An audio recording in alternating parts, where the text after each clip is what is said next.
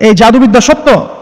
এবং এখনকার অনেক ভণ্ড যে কবিরাজগুলো বের হয়েছে, এরা জিনকে তাবে করে নিয়ে এই জিনদের মধ্য দিয়ে মানুষের মধ্যে জাদু ছড়িয়ে দিয়েছে, এবং এর ফলশ্রুতিতে বহু পরিবার ধ্বংস হয়ে যাচ্ছে। এই জাদুবিদ্যা সত্য। আরো একটা জিনিস সত্য, নবী সাল্লাল্লাহু আলাইহি ওয়াসাল্লাম বলেছেন ইন্না আইনাল হক, চোখের নজর সত্য। নবী করিম সাল্লাল্লাহু আলাইহি ওয়াসাল্লাম বলেছেন চোখের বদনজর সত্য। এই যে আমরা বলি ফেসবুকে এত বেশি ছবি দিয়েন না ভাই, ছবি তুলেন না, ছবি তুলেন না, বারবার যে বলে নিষেধ করি, কারণ কি জানেন? একটাই কারণ, বিকজ চোখ লাগাটা সত্য। মানুষের চোখ লাগে, এই কথা শুনলে অনেক মজুমদাররা হাসবে না? কথা বুঝতে পারেন নাই? কিন্তু এটা সত্য, কারণ নবী করিম সাল্লাল্লাহু আলাইহি ওয়াসাল্লাম যা বলেছেন সাদাকাল্লাহু ওয়া সাদাকা রাসূলুহুল কারীম, নবী যা বলেছেন, আল্লাহ যা বলেছেন, চিরায়ত সত্য, এর বাইরে কোনো সত্য আছে? আচ্ছা দেখেন, আমি বললাম যে জাদুবিদ্যা সত্য। এই জাদুবিদ্যার চর্চা মানুষ করে, এখনো করে, এবং এই জাদু দিয়ে মানুষের ক্ষতি করার জন্য জিনের প্রয়োজন হয়, দুষ্ট জিন। এই জিনগুলোকে মানুষ তাবে করে মানুষের ক্ষতি করার চেষ্টা করে। দেখবেন এখন গ্রামে গঞ্জে শহরে সব জায়গায় ছড়িয়ে পড়েছে না? দেখবেন, খুব সতর্ক থাকবেন। আমি পরে সলিউশন বলছি আপনাদেরকে। আরেকটা বলেছি, নবী সাল্লাল্লাহু আলাইহি ওয়াসাল্লাম বলেছেন চোখের বদনজর এমন সত্য যে একটা উটকে এই রান্নার ডেকচির মধ্যে ঢুকিয়ে ফেলতে পারে। একটা উট খুব সুন্দর ভালো, আপনি দেখছেন মাশাআল্লাহ বলেন নাই, নজর লেগেছে, উটটা মারা গেছে, দেন তারপর তাকে জবাই করে খেয়ে ফেলতে হয়েছে। একজন সাহাবী গোসল করছিলেন, গোসল, এটা হাদিসে সহিহ, এই যে আলেম ওলামা যারা আছেন তারা জানেন যে হাদিসে সহিহ। একজন সাহাবী গোসল করছেন, তার গায়ের চামড়াটা খুব সুন্দর ছিল, একদম স্কিনটা অনেক সুন্দর, থাকে না এমন কিছু মানুষ? আচ্ছা, এখন আরেকজন সাহাবী এই গোসল দেখছেন দূর থেকে, দেখে বলছেন যে কি চমৎকার তার শরীরের রংটা, যেন কুমারী নারীর মতো, অনেকটা, এমন একটা কথা তিনি বলেছিলেন। সাথে সাথে এই সাহাবী অজ্ঞান হয়ে পড়ে গেছে। কোন সাহাবী? যিনি গোসল করছিলেন। এটা আপনি কোনো ব্যাখ্যা দিতে পারবেন না, তো এখানে কোনো সায়েন্স দিয়ে বা মেডিকেল সায়েন্স আপনি কোনো ব্যাখ্যা করতে পারবেন না। একটা ব্যাখ্যা দিতে পারেন, কিন্তু কেন সেটা হলো সেটা আপনি অ্যান্সার খুঁজে পাবেন না। তো নবী সাল্লাল্লাহু আলাইহি ওয়াসাল্লামের কাছে নিয়ে যাওয়া হলো তাকে, তিনি বললেন যে এই ব্যক্তির ব্যাপারে কি কেউ ভালো মন্দ কিছু বলেছিল? তখন একজন সাহাবী বলেন, হ্যাঁ, অমুকে বলেছে এর স্কিনটা অনেক সুন্দর, তোকে ডেকে নিয়ে আসুন। ওকে ডেকে আনা হলো। ডেকে আনার পর নবীজি তাকে অনেক শাসালেন, তোমরা তোমাদের ভাইদেরকে কি মেরে ফেলতে চাও? তখন এই সাহাবী তো অবাক, আমি আবার কখন মারতে চাইলাম ইয়া রাসূলুল্লাহ? আমি তো মারতে চাই নাই, আমি তো খালি বলেছি যে তার গায়ের রংটা অনেক সুন্দর। তখন তিনি বললেন, কেন তুমি সুবহানাল্লাহ বললে না, কেন তুমি মাশাআল্লাহ বললে না? যখন মাশাআল্লাহ বলবেন, সুবহানাল্লাহ বলবেন, নজরটা লাগবে না। আর যখন আপনি মাশাআল্লাহ বলবেন না, সুবহানাল্লাহ বলবেন না, দেখবেন নজর লেগে গেছে। আপনি বিশ্বাস করেন ব্যবসা খুব ভালো চলছে, মানুষ বললো যে বাহ, তোর তো ব্যবসা হেভি, লাল শাহজালাল, ঠিক আছে, দেখবেন আপনার কেনা বেচা বন্ধ হয়ে গেছে। এরকম হবে, আমার কথাটা বিশ্বাস করেন। এটা কিন্তু সায়েন্স প্রমাণ করতে পারবেন না, আল্লাহ এবং তার রাসূল বলেছেন, তার উপরে কোনো সত্য নেই। আছে সূরা কাহফ 29 নম্বর আয়াত পড়ে দেখেন, আল্লাহ পাক বলছেন ওয়াকুলিল হাক্কু মির রাব্বিকুম, সত্য সেটাই যা তোমার রবের পক্ষ থেকে আসে। ফামান শাআ ফালইউমিন, যার ইচ্ছা হয় বিশ্বাস করুক, ওয়ামান শাআ ফালইয়াকফুর, যার ইচ্ছা হয় সে অস্বীকার করুক। এই কারণে আমরা বলি ফেসবুকে এত বেশি ছবি দেওয়া, এই আই ওয়াশ করা, যে শো ডাউন করা, হ্যাঁ, ইসলামের কিছু কাজ করলেন একদম মানুষকে না দেখাইতে পারলে ঘুম হচ্ছে না, এগুলো বন্ধ করেন, এগুলো বন্ধ করে দেন আল্লাহর ওয়াস্তে। অফলাইনে কাজ করেন, নিজেকে গোপন করার চেষ্টা করেন। যত বেশি মানুষের কাছে নিজেকে এক্সপোজ করবেন, কাজের বরকত কমে যাবে, চোখ লাগবে, নজর লাগবে। এবং চোখ লাগা বদনজরে বহু আলেম আস্তে আস্তে মাঠ থেকে মাইনাস হয়ে গেছে না? যায় নাই?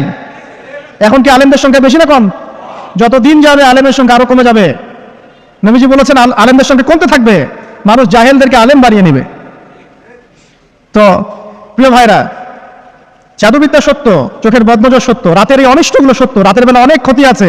এই জন্য নবীজি বলছেন বাচ্চাদেরকে বাইরে বের করো না, এবং তোমরাও রাত যখন গভীর হবে তখন এদিক ওদিক ঘোরাফেরা করো না। দেখবেন রাত যত গভীর হয় আমাদের শহরগুলো তত জীবিত হয়, তাই না? রাত যত গভীর হচ্ছে শহর তত জীবিত হয়। চায়ের দোকানে আড্ডা বেশি, ওই সিনেমা দেখছে, টিভি দেখছে, ক্যারাম খেলছে, লুডু খেলছে, ঘুম নাই। ঘুম কখন? ফজরের আগে। ফজরের নামাজ কিন্তু নাই, ফজরের ঠিক আগে, আবার ওই যে জোহরের নামাজের সঙ্গে উঠতেছে। এখন আমাকে বলেন, এরকম জেনারেশনকে দিয়ে কি আসলে ইসলামের কোনো খেদমত হবে? আচ্ছা, নবীজি রাতের বেলা আর্লি ঘুমাতেন। আল্লাহ পাক আমাদের সবাইকে তাড়াতাড়ি ঘুমানোর তৌফিক দান করুন। হ্যাঁ, আপনি ইলম চর্চা করলে রাত জেগে থাকতে পারেন, আপনি যদি জ্ঞান চর্চা করেন রাত জাগতে পারেন, আপনি কোনো গবেষণা করছেন, নামাজ পড়ছেন বা কোরআন হিফজ করছেন, আপনি রাতের আর্লি উঠবেন, এটা আলাদা বিষয়। কিন্তু কমন ভাবে আমাদের এই যে ফেসবুক, ইউটিউবিং ইত্যাদিতে আমরা লিপ্ত থাকি, সারা রাতটা কাটাই আড্ডাবাজি করে, এগুলো বন্ধ করতে হবে। এগুলো বন্ধ না করলে ফিজিক্যালি আমরা সুস্বাস্থ্যের অধিকারী হতে পারবো না। সারা দিনটা আমাদের একটা কি বলবো, অলসতার ভাবে যাবে, এবং দিনের বেলা কাজগুলো ব্যাহত হবে। এতে করে আমাদের উম্মার এই পুরো বড় যে তরুণ প্রজন্ম আছে, এদেরকে আপনি সম্পদে পরিণত করতে পারবেন না। তাই এই সিস্টেমটা চেঞ্জ করা দরকার। নবীজি রাতের বেলা এই সূরা বাকারা শেষের 3টা আয়াত তেলাওয়াত করতেন। আমরা করবো ইনশাআল্লাহ। আরেকটা আমল বলে দেই, নবী করিম সাল্লাল্লাহু আলাইহি ওয়াসাল্লাম রাতের বেলা সূরা মুলক তেলাওয়াত করতেন। কোন সূরা? এটা কোন সূরা? তাবারাকাল্লাযী বিয়াদিহি। কয়টা আয়াত আছে? 30টা আয়াত আছে। নবীজি বলেছেন সাল্লাল্লাহু আলাইহি ওয়াসাল্লাম, যে এই সূরা আপনাকে কবরের আযাব থেকে বাঁচাবে। সব কবরের আযাব থেকে তো ভাই বাঁচা খুব সহজ নাকি? আমাদের মধ্যে এমন কেউ নাই, শোনেন, আমাদের মধ্যে এমন কেউ নাই আলেম জালেম মুফতি মুহাদ্দিস রাজনৈতিক নেতা পলিটিশিয়ান বিরোধী দল জাতি তারপরে যে সরকার দল যে আছে না কেন কবরের শাস্তি ফেস করবেন এমন একটা মানুষ নাই, কেউ নাই পৃথিবীতে। এই যে আপনি দেখছেন ওই যে কি ইসরায়েলের প্রধানমন্ত্রী, ওই রাশিয়ার প্রধানমন্ত্রী, চায়নার সভ্যতা, পশ্চিমা সভ্যতা, এমন কেউ নাই পৃথিবীতে এখন যাকে কবরের শাস্তি ভোগ করতে হবে না। আছে? সবচেয়ে লঘু শাস্তি মানে লঘু চাপ, এটা বলতে গেলে আসলে আমি ভাষা হারাই ফেলি, তারপরে বলছি আল্লাহ পাক আমাদের সবাইকে হেফাজত করুন, আমিন। একজন সাহাবীর নাম সাদ বিন মুয়াজ। কি নাম? নবী করিম সাল্লাল্লাহু আলাইহি ওয়াসাল্লামের সাথে একদম ডান হাত হয়ে যুদ্ধ করেছেন দীর্ঘদিন। বদর তিনি বীর সেনা, উহুদের বীর সেনা, ঠিক আছে, খন্দকের যুদ্ধে বীর বিক্রমে যুদ্ধ করেছেন। তিনি আনসার সাহাবী, একদম মদিনার নেতা সাহাবী। সব সাহাবী কিন্তু একরকম নন, কেউ ছিলেন নেতৃস্থানীয় সাহাবী, তিনি ছিলেন একজন নেতৃস্থানীয় সাহাবী, ঠিক আছে। সাদ বিন মুয়াজ নবী করিম সাল্লাল্লাহু আলাইহি ওয়াসাল্লাম এত ভালোবাসতেন তাকে, এত ভালোবাসতেন যে তাকে নিজের মনে করতেন যে সাদ বিন মুয়াজ আনসাররা আমার নিজের। চারটাখানি কথা। এই সাহাবীর খন্দকের যুদ্ধে এই যে হাতের এই দিকে সম্ভবত হাতের এই রগের মধ্যে একটা তীর এসে লাগে এখানে, এবং তীরটা তিনি বের করতে গিয়ে রক্তটা ছিঁড়ে যায়।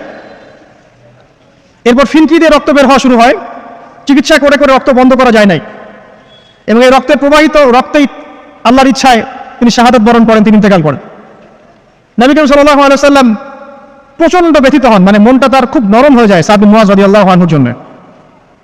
তো এই সাহাবীর যখন জানাজার নামাজ পড়ানো হচ্ছে, নবীজি বলছেন 70,000 ফেরেশতা তার নামাজে অংশ নিয়েছে। আর এই সাহাবীকে যখন কবরে শোয়ানো হয়েছে, নবী করিম সাল্লাল্লাহু আলাইহি ওয়াসাল্লাম পরে জানিয়েছেন কবরের যে মৃদু চাপ, সাদ বিন মুয়াজ রাদিয়াল্লাহু আনহুর কবরেও সেই মৃদু চাপ দেওয়া হয়েছে। আমি কি বুঝাতে পারলাম ভাই? আমাদের কোনো দাম আছে এখন? এখনকার পলিটিশিয়ানদের কোনো দাম আছে? এখনকার সমাজ নেতার কোনো দাম আছে? এখনকার সুদখোরদের কোনো দাম আছে? এই ঘুষখোর দুর্নীতিবাজদের কোনো দাম আছে? আমরা যারা কাঠমোল্লা হয়ে আছি আমাদের কোনো দাম আছে? সাদ বিন মুয়াজ রাদিয়াল্লাহু আনহু যদি কবরের শাস্তি তাকে না ছাড়ে, প্রশ্নোত্তর পর্ব তাকে না ছাড়ে, আমরা পার পাবো? নবী করিম সাল্লাল্লাহু আলাইহি ওয়াসাল্লাম বলছেন সূরা মুলক তেলাওয়াত করো রাতের বেলা, ইনশাআল্লাহ সূরা মুলকের তেলাওয়াত কবরের আযাব থেকে তোমাকে বাঁচান। আর আমাদের তো ভাই কবরে সবাই সাথে যাবে না, গার্লফ্রেন্ড যাবে না, বাপ মা ভাই বোন সবাই যাবে না। একজন ব্যক্তি সুদ খাচ্ছে, জিজ্ঞাসা করে দেখেন কেন খায়, বলবে তার সন্তানের জন্য খায়, তার বউয়ের জন্য খায়, তার মা বাবাকে দেখতে হবে তাই খায়, তাই না? একজন ব্যক্তি ঘুষ খায়, বলবে আমার পরিবারের জন্য খাই। একজন দুর্নীতি করছে, পুকুর চুরি করছে, বলবে দুর্নীতি করছে আমার পরিবারের জন্য খাই, পরিবার ভালো থাকবে। সবার একই এক্সকিউজ, যে পরিবার যেন ভালো থাকে, আমার সন্তানরা যেন ভালো থাকে, আগামী প্রজন্মের জন্য কিছু রেখে যেতে পারি, তাই না? এরকম একটা মানুষও কি আপনার সাথে কবরে যাবে? আর এই বোকা মানুষ কেন বোঝে না যে আপনার কবরে আপনাকেই যেতে হবে? তাহলে আপনি কি কারণে অন্যের কারণে নিজের পরকাল নষ্ট করছেন? অন্যের সুখের জন্য আপনি আপনার পরকাল নষ্ট করছেন। সুদ খাচ্ছেন, দিব্যি মায়ের সাথে জেনা করছেন। আপনাদের এলাকায় নাকি সুদের সমস্যা অনেক বেশি। একটা হাদিস বলে দেই, আমি ওদেরকে আক্রমণ করতে আসি নাই, আমি শুধু তাদেরকে 3টা হাদিস শোনাতে এসেছি। 1 নম্বর হাদিস শোনেন। আল্লাহর নবী মুহাম্মদ সাল্লাল্লাহু আলাইহি ওয়াসাল্লাম বলেছেন সুদের পাপের 73টা শাখা আছে। কয়টা? কোন হাদিসে 70টাও আছে, কোন হাদিসে 73টা আছে। বলছেন যে সবচেয়ে নিচের শাখাটা হচ্ছে, সুদের পাপের সবচেয়ে নিচের শাখা হচ্ছে যে যেন কোনো ব্যক্তি তার মাকে রেপ করলো, তার মাকে ধর্ষণ করলো। 1 দিরহাম যে ব্যক্তি সুদ খায়, সহিহ বুখারীতে আরেকটা হাদিস এসেছে, সে যেন 36টা মেয়েকে ধর্ষণ করলো। আর আমি একটা কথা বানায় বলছি না, যদি বিশ্বাস না হয় কওমি মাদ্রাসা আছে, আলেম ওলামা আছে, গিয়ে বুখারী খুলতে বলেন, পড়তে বলেন, খালি একবার পড়তে বলেন, দেখেন যদি না থাকে তাহলে আমাকে এসে থাপ্পড় দিয়ে দেয়।